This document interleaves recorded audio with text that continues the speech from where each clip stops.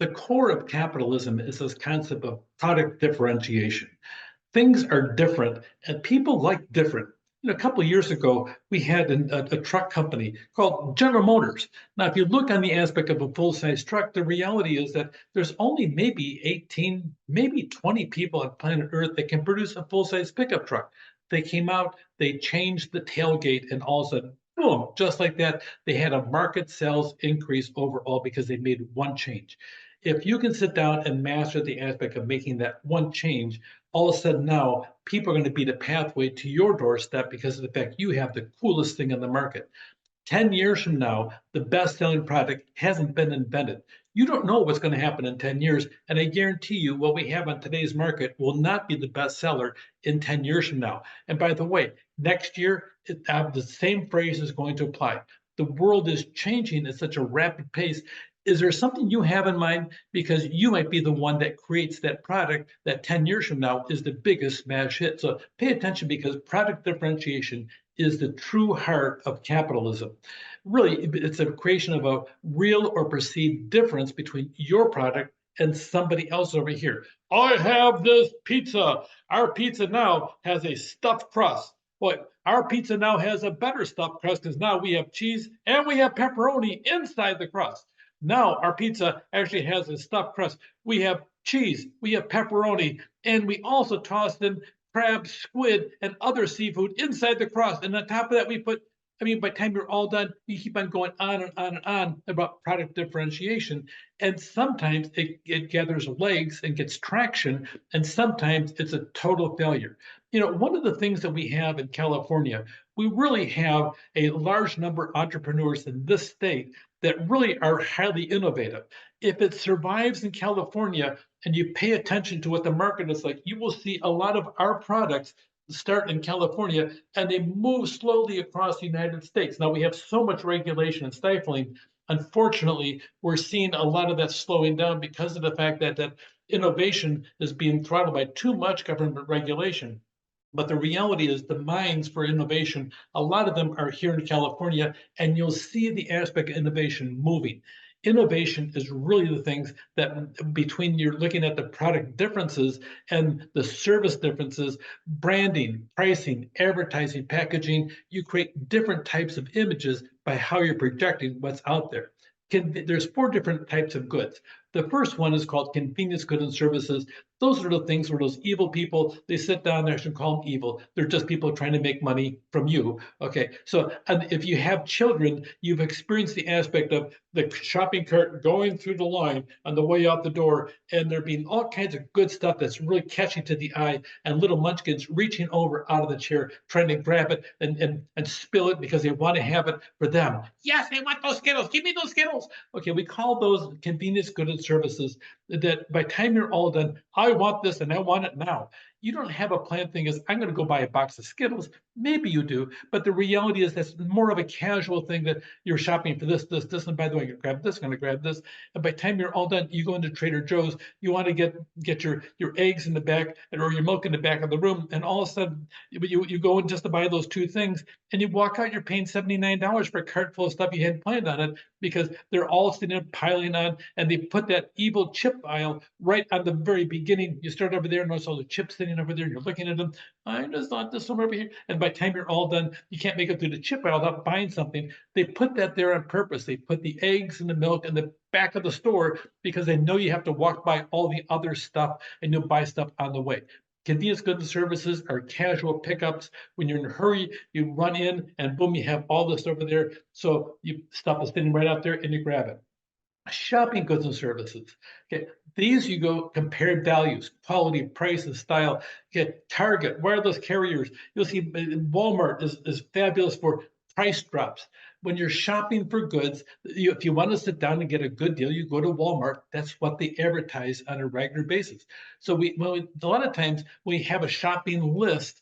We're going to sit down and go grocery shopping. We're going to have a list for shopping goods and services, but it's not just for food. If you're shopping for a television set, you may sit down and go online, look at pricing over here. You walk into the store, and on top of that, they're going to give you a total product offer. Oh, here's a guarantee over here. We can have it installed over here. That cost you this much money, and by the time you're all done, you come out, you're triple the price of the television set, and they're coming out, and also it's 7 times bigger than you originally wanted, and everything else. And it's by the way that remodel your room because of the fact the television set takes up an entire wall. So you have all these different things in product differentiation involved. You can add different things, but part of it is the aspect of the shopping goods and services. And then sometimes you want to have something super special. So you want to have this. You want to have, I want to have a expensive wine. I want to sit there and pay an outrageous amount of money for something that's going to be consumed in the matter of one meal. So you have specialty goods and services. So that you're looking out there, and this market tends to have a much higher product markup, but you're willing to go out and buy it specially and make an extra long trip, go shopping for it, make certain it's a specialty goods and services. And they even have weird stuff like this. Would you buy these for your dog? A custom label with your dog in it. If you're a dog lover, you would actually consider that. A doggy day camp. I'm serious that almost every place that boards dogs, they have a doggy day camp where you can just have them over there. A bound journal for your dog's exploits, luxury shampoos, orthopedic care for your dog, and a crate to put them in to make sure their back is okay. A sound system, so have good pet friendly frequencies that they can play for your dog or your cat. Monthly gifts, a bark box. Did you see this coming in the door? Bark box, yay! And the dog doesn't know what a bark box is. All they know is that when you get excited, you go to the door, you get a bark box, you open all the things, and the dog gets stuffed. Yes! So the dog's jumping up and down. Would you buy these for your dog? And then you have these unsought goods and services, kind of like a casket. I dare you right now, go online, check the Costco website. You too can buy your own casket and store it in your garage. You could even sleep on it because you'll be in it for the rest of eternity. So that you can probably buy ones for between $999 to $1,299. And compared to when you die, it's going to cost somebody $5,000 to $10,000 for exactly the same thing. You too can have the one that you want to sit down there and be buried in on top of that and have it in your garage for a real bargain price. We don't think about this kind of thing. We don't think about insurance. We put off insurance. We hate insurance. We hate the insurance people, those poor people out there that make an awful lot of money selling a product that we don't want to think about because insurance, you have to think about bad things. So we put off thinking about bad things because we want to live in the moment, the one that we like over here. So it's an unsought good and services. Some of us don't have any aspect of if my car broke down, what would I do? What would I call?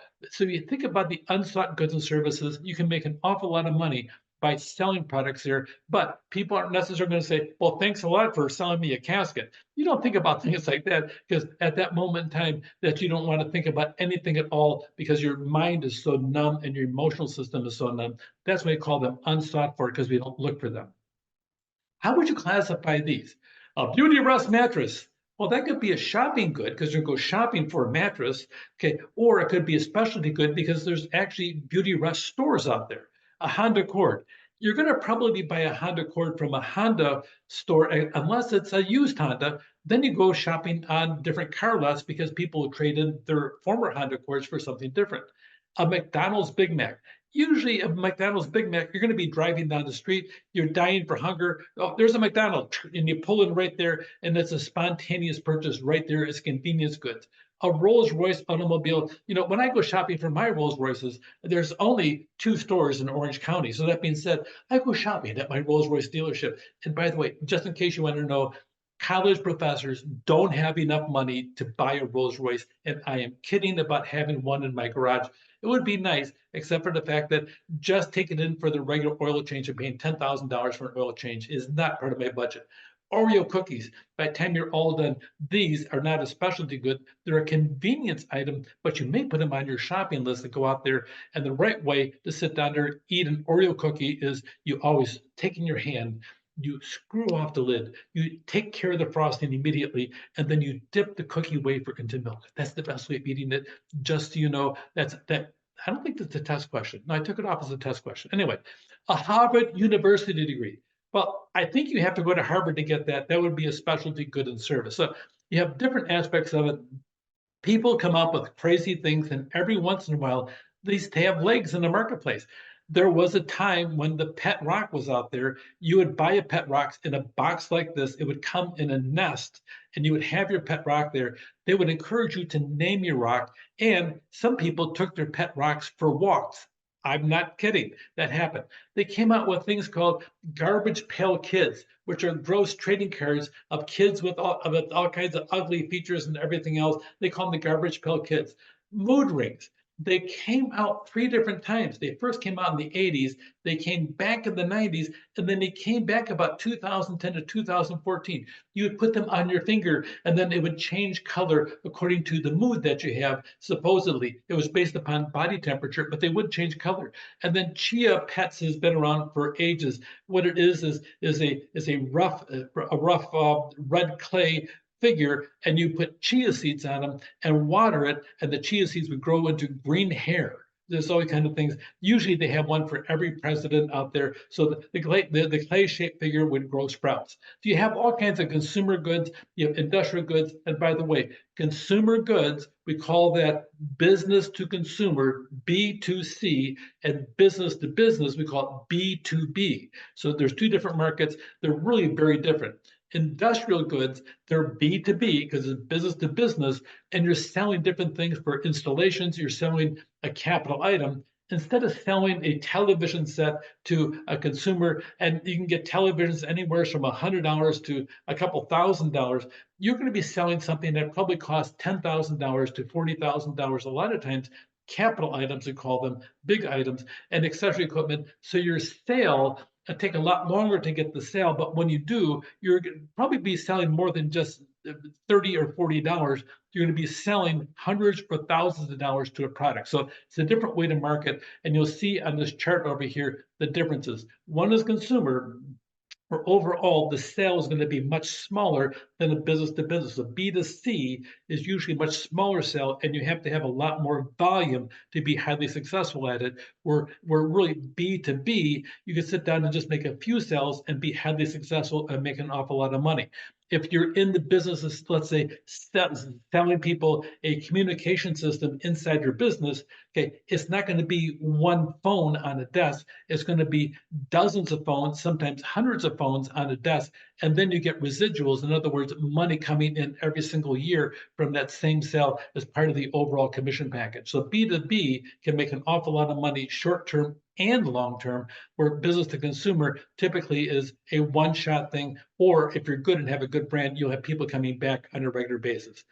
Product differentiation, it is the ultimate part of capitalism. There's four classes of goods: convenience, those things that you stop by and just get; shopping, where you go shopping for them; luxury, the fancy stuff; and the unsought goods that none of us really like getting, but we know we have to have them. And then industrial goods and services, B2B, okay, installations, capital accessories, and also B2C for business to consumer goods.